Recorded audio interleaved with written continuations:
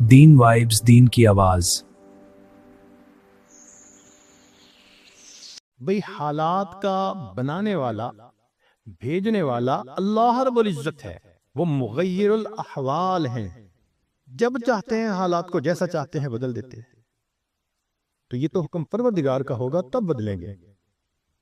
دنیا کے کہنے سے حالات بدلتے تو دنیا جنت بن جاتا، ہر بندہ اپنی من مرضی کی زندگی گزار رہا ہوتا۔ تو ایک ترتیب ہے اللہ رب العزت کے ہاں، چنانچہ ہمارے مشائخ نے 4 باتیں کہی ہیں لوہے کی لکیر۔ جب آزمائیں گے ان باتوں کو کھرا پائیں گے۔ پہلی بات کہ جو شخص اپنے اعمال کو سنوار لیتا ہے اللہ تعالیٰ اس کے حالات کو سنوار لیتے ہیں۔ جو شخص اپنے اعمال کو سنوار لیتا ہے اللہ تعالیٰ اس کے حالات کو سنوار لیتے ہیں۔ ہم اس کوشش میں لگے ہوئے ہیں کہ حالات پہلے سنوریں پھر اعمال سنواریں۔ آپ بات کریں دوست سے، بھئی آپ مسجد میں نظر نہیں آتے، کچھ کاروباری حالات ٹھیک نہیں، ٹھیک ہو گئے تو میں مسجد میں آؤں گا۔ یعنی ہم چاہتے ہیں حالات پہلے ٹھیک ہو، اعمال بعد میں ٹھیک ہو۔ کیسے ترتیب الٹ سکتے ہیں؟ چنانچہ جسے دیکھیے وہ اسی کوشش میں لگا ہوا ہے کہ پہلے حالات ٹھیک ہوں بعد میں اعمال ٹھیک کریں گے۔ تو ترتیب ہی الٹی ہم کرتے پھر رہے ہیں۔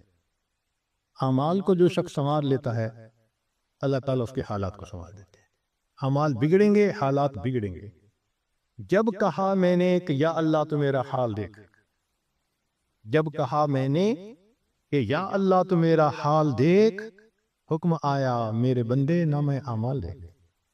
ہم حالات کا تو شکوہ کرتے ہیں، اپنے عمل تو نہیں نہ دیکھتے۔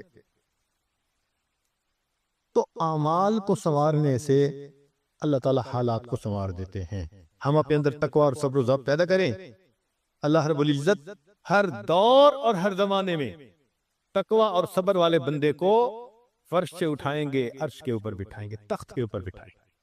اب تقوی اور صبر کی طرف تو ہم آتے نہیں، چاہتے ہیں زندگی تو رہے جیسے ہم گزار رہے ہیں، حالات سیدھے ہو جائیں۔ کیسے حالات سیدھے ہو سکتے ہیں؟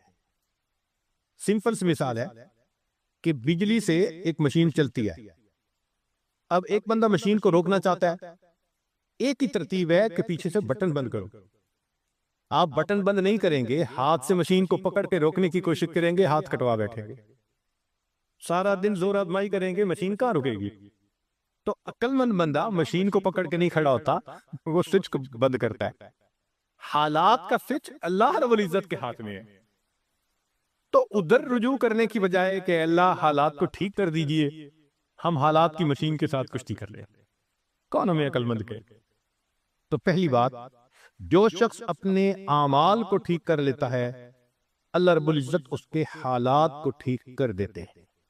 دوسری بات، جو شخص اپنی آخرت کو سنوار لیتا ہے اللہ تعالیٰ اس کی دنیا کو سنوار دیتے ہیں۔ ہم پھر الٹے چاہتے ہیں کہ پہلے دنیا سنورے پھر ہم آخرت سنواریں گے، یہاں پھر ہم غلطی کرتے ہیں۔ دن رات دنیا سنوارنے میں لگے ہوئے ہیں، پزل بنی ہوئی ہے، ایک حصہ جوڑتے ہیں تو دوسرا ٹوٹتا ہے، وہ توڑتے ہیں تو پہلا ٹوٹتا ہے، ہر بندہ لگا ہوا ہے اسی کوشش میں۔ تو اللہ رب العزت کے ہاتھ ترتیب یہ ہے۔ اس کی مثال اگر دیکھنی ہو، صحابہ رضی اللہ عنہ کی مبارک زندگیوں کو دیکھیے، انہوں نے اپنی آخرت کو سنوارا، اللہ نے اس کے نتیجے میں ان کی دنیا کو سنوارا۔ بات کیا تھی کہ نہ کیسر و کسرا سے ڈرے، چند وہ لوگ کے اونٹوں کے چرانے والے، اور جن کو کافور پہ ہوتا تھا نمک کا دھوکا، بن گئے دنیا کی تقدیر بدلنے والے۔ انہوں نے اپنی آخرت کو سنوارا، اللہ نے دنیا سنواری۔ کیسے؟ اطمینان، اتنا اطمینان کہ یمن سے جوان عورت چلتی ہے اور مدینہ طیبہ پہنچتی ہے اور پورے راستے میں کوئی اس کی طرف آنکھ اٹھا کر دیکھنے والا نہیں ہوتا۔ اللہ نے مال و دولت کے اتنے ڈھیر عطا کیے تھے، انس اللہ عنہ کہتے ہیں کہ میں لکڑی کاٹنے والے کلہاڑے سے سونے کی اینٹوں کو توڑا کرتا تھا۔ اب لکڑی کے کلہاڑے سے جو سونا ٹوٹے گا وہ تولوں میں اور گراموں میں تو نہیں نہ ہو سکتا۔ اللہ نے اتنی دولت ان کے قدموں میں ڈال دی تھی۔ بچہ پیدا ہوتا تھا، اس کا روزینہ متعین تھا۔ سیدنا عمر رضی اللہ عنہ نے ایک رات دیکھا، ایک عورت چھوٹے سے بچے کو روٹی کا ٹکڑا کھلانے کی کوشش کر رہی ہے، بچہ رو رہا ہے۔ پوچھا کیوں کر رہی ہو؟ کہنے لگی کہ امیر المومنین نے قانون بنایا ہوا ہے کہ جب بچہ دودھ چھوڑے گا پھر ہم بیت المال سے روزینہ متعین کریں گے، تو میں کوشش کر رہی ہوں۔ عمر رضی اللہ عنہ آئے، بہت روئے۔ صحابہ کہتے ہیں کہ اس دن فجر کی نماز پڑھائی، عراق کے اندر اتنا گریہ اور بکا تھا کہ ہمیں سمجھنا مشکل ہو رہا تھا، اتنا رو رہے تھے۔ ہم حیران تھے آج امیر المومنین کو کیا ہوا۔ نماز پڑھانے کے بعد منبر پر بیٹھے، عمر کے اوپر اللہ رحم کرے، اس نے کتنے بچوں کی جان لی ہوگی۔ مقصد یہ تھا کہ میں نے جو یہ قانون بنایا تو کتنی ماؤں نے معصوم بچوں کے دودھ چھڑوائے ہوں گے اور وہ دودھ سے محروم ہوں گے میری وجہ سے۔ پھر اعلان فرمایا کوئی ماں بچے کو دودھ جلدی مت چھڑوائے، جس دن بچہ پیدا ہوگا اسی دن بیت المال سے وظیفہ متعین کر دیا جائے گا۔ آج سے 1400 سال پہلے تو انہوں نے اپنی آخرت کو سنوارا، رب کریم نے اس کے بدلے ان کی دنیا کو سنوار دیا۔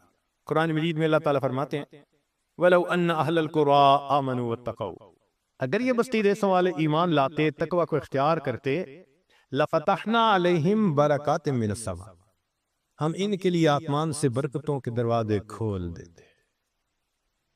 تو ترتیب یہی ہے کہ جو آخرت کو سنوارتا ہے اس کوشش میں لگتا ہے، دنیا اس کا سایہ ہے۔ اللہ دنیا کو خود بخود سنوار دیتے ہیں، اللہ سے محنت نہیں کرنی پڑتی۔